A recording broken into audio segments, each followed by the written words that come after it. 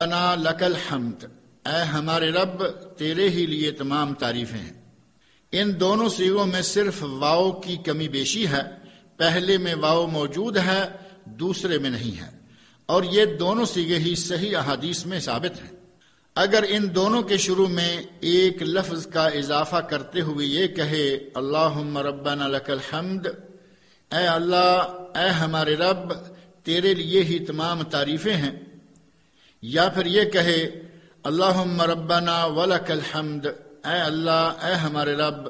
اور تیرے لیے ہی تمام تعریفیں ہیں، تو یہ دونوں صیغے بھی صحیح احادیث میں ثابت ہیں۔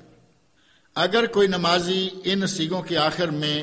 ان کلمات کا اضافہ کر دے تو یہ بھی ایک عظیم ذکر الہی ہے جسے فرشتے اٹھا لے جاتے ہیں،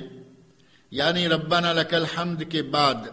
ملء السماوات وملء الارض وملء ما بینہما وملء ما شئت من شیء بعد۔ اے ہمارے رب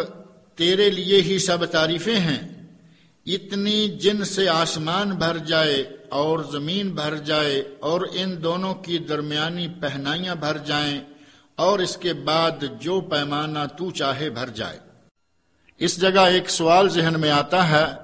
کہ نمازی رکوع سے اٹھنے کے بعد قوما کی حالت میں اپنے ہاتھوں کو کہاں رکھے؟ تو اس کا جواب یہ ہے کہ نمازی رکوع سے سر اٹھانے کے بعد قوما کی حالت میں اپنے دونوں ہاتھوں کو اسی طرح اپنے سینے پر باندھ لے جیسے کہ اس نے رکوع سے پہلے باندھے ہوئے تھے۔ یہ بعض اہل علم کی رائے ہے، جبکہ اگر رکوع سے سر اٹھا لینے کے بعد نمازی اپنے ہاتھوں کو نیچے لٹکا دے تو یہ بھی نہ صرف یہ کہ جائز ہے بلکہ جمہور اہل علم کا یہی مسلک ہے۔ اور دعاؤں سے فارغ ہو جانے کے بعد نبی اکرم صلی اللہ علیہ وسلم پہلے دائیں طرف سلام پھیرتے اور یہ کہتے السلام علیکم ورحمۃ اللہ، تم پر سلامتی اور اللہ کی رحمت ہو۔ نبی صلی اللہ علیہ وسلم اپنے چہرے کو دائیں طرف اتنا پھیرتے کہ آپ کے دائیں رخسار مبارک کی سفیدی نظر آنے لگتی، تو گویا یہ دائیں طرف چہرے کو پھیرنا اسے مکمل طور پر پھیر دینا ہے۔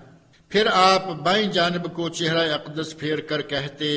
السلام علیکم ورحمۃ اللہ، تم پر سلامتی اور اللہ کی رحمت ہو، اور بائیں طرف بھی آپ اتنا چہرہ مبارک پھیرتے کہ آپ کے بائیں رخسار مبارک کی سفیدی نظر آنے لگتی تھی۔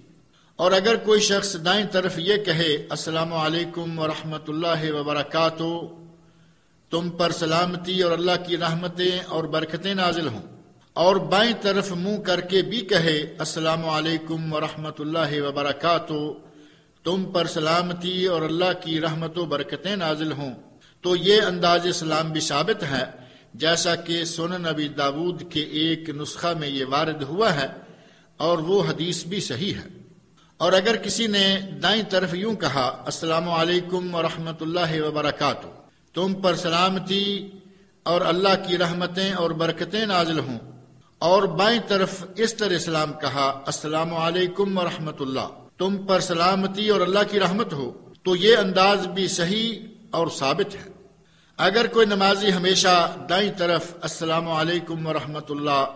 اور بائیں طرف بھی ہمیشہ السلام علیکم ورحمۃ اللہ ہی کہتا ہے تو اس میں بھی کوئی مذائقہ اور حرج نہیں ہے۔ سلام کے الفاظ اس وقت کہے جائیں جب نمازی اپنے چہرے کو دائیں اور بائیں موڑے ہوئے ہو۔ اے میری مسلمان بھائی اور اے میری مسلمان بہن، نبی اکرم صلی اللہ علیہ وسلم کی نماز کے مطابق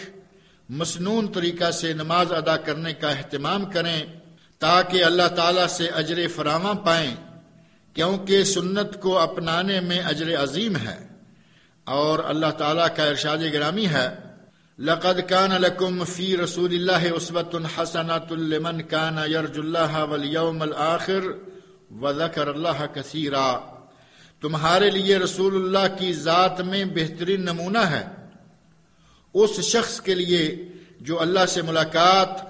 اور روز قیامت کی امید رکھنے والا ہو اور اللہ کا بکثرت ذکر کرتا ہو۔ برادران اسلام، بعض لوگوں سے نماز میں کچھ غلطیاں سرزد ہوتی ہیں، جن میں سے بعض تو ایسی ہوتی ہیں کہ ان سے نماز ہی باطل و فاسد ہو جاتی ہے، اور بعض کے ارتکاب سے نمازی گناہگار ہوتا ہے، یا پھر بعض مکروہ افعال ایسے ہیں جن سے شارع علیہ السلام نے منع فرمایا ہے۔ لہذا اللہ تعالیٰ آپ پر رحم فرمائے، ان امور سے گریز و اجتناب کریں۔ اور وہ بعض غلطیاں یہ ہیں: نمبر 1،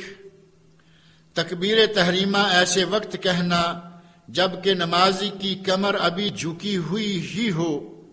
وہ پوری طرح سیدھی نہ ہوئی ہو، اور نہ ہی ابھی نمازی مکمل طور پر سیدھا کھڑا ہوا ہو۔ بعض لوگ ایسا اس وقت کرتے ہیں جب وہ جلدی جلدی مسجد میں داخل ہوتے ہیں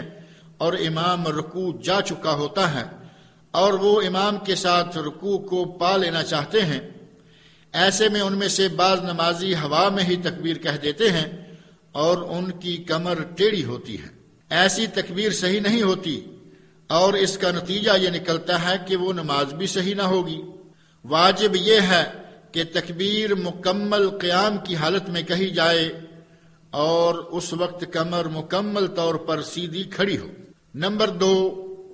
بعض نمازی قطعاً اطمینان اختیار نہیں کرتے، بلکہ جلدی جلدی کوے کے ٹھونگے مارنے جیسی حرکت کرتے ہیں، جبکہ نماز میں عدم اطمینان نماز کو عند اللہ غیر مقبول بنا دیتا ہے، بلکہ وہ تو ایسے ہوتا ہے جیسے اس نے نماز پڑھی ہی نہیں ہے، جیسا کہ اس بات کا پتہ وہ حدیث دے رہی ہے جسے نبی صلی اللہ علیہ وسلم نے ایسی نماز پڑھنے والے شخص سے مخاطب ہو کر فرمایا تھا: لوٹ جاؤ اور پھر نماز پڑھو، تم نے تو نماز پڑھی ہی نہیں۔ نمبر 3، لوگوں میں سے بعض ایسے ہیں کہ وہ صفوں کے پیچھے اکیلے ہی کھڑے ہو کر تکبیر تحریمہ کہہ دیتے ہیں، جبکہ اس وقت وہ اکیلے ہوتے ہیں، ان کے ساتھ دوسرا کوئی نمازی نہیں ہوتا۔ حالانکہ نبی اکرم صلی اللہ علیہ وسلم کا ارشاد گرامی ہے، صف کے پیچھے اکیلے نمازی کی نماز نہیں ہوتی۔ ہاں، اگر کسی کے ساتھ دوسرا کوئی نمازی نہ ہو جو اس کے ساتھ کھڑا ہو اور اسے خدشہ ہو کہ کسی کا انتظار کرنے سے نماز کی جماعت نکل جائے گی، ایسے عذر کی حالت میں وہ صف کے پیچھے اکیلا نماز ادا کر سکتا ہے اور اس کی یہ نماز صحیح ہوگی۔ نمبر 4، بعض لوگ امام سے پہلے بعض ارکان ادا کر لیتے ہیں، وَلَا الضَّالِّينَ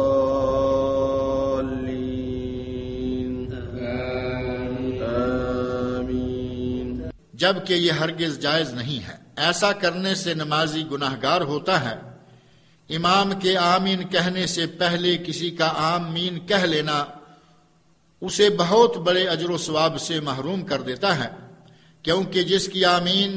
فرشتوں کی آمین سے مل گئی، جو کہ امام کے آمین کہنے کے ساتھ ہی آمین کہتے ہیں،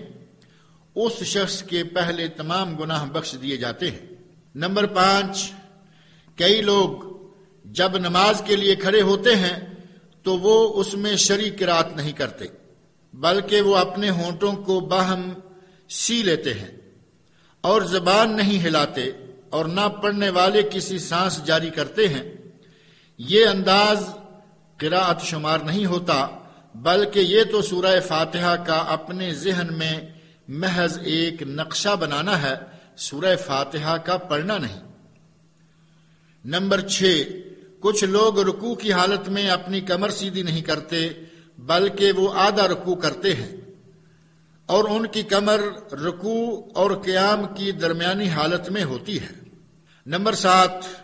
لوگوں میں سے بعض وہ ہیں جو اپنے 7 اعضاء پر سجدہ نہیں کرتے۔ کئی اپنے دونوں پاؤں زمین سے اٹھا لیتے اور ہوا میں لٹکا دیتے ہیں، بعض ایک پاؤں کو اپنے دوسرے پاؤں پر رکھ لیتے ہیں۔ نمبر 8، بعض لوگ سجدہ کی حالت میں اپنے دونوں بازو زمین پر یوں بچھا لیتے ہیں جیسے کتا اپنے دونوں بازو بچھا کر بیٹھتا ہے، جبکہ نبی اکرم صلی اللہ علیہ وسلم کتے کی طرح دونوں بازوؤں کو بچھا لینے سے منع فرمایا کرتے تھے، بلکہ آپ انہیں زمین سے اٹھا کر رکھتے اور اپنے پہلوؤں سے ہٹا کر رکھتے تھے، حتیٰ کہ پیچھے سے دیکھنے والے کے لیے آپ کی بغلوں کی سفیدی نظر آنے لگتی تھی۔ اور آپ اپنے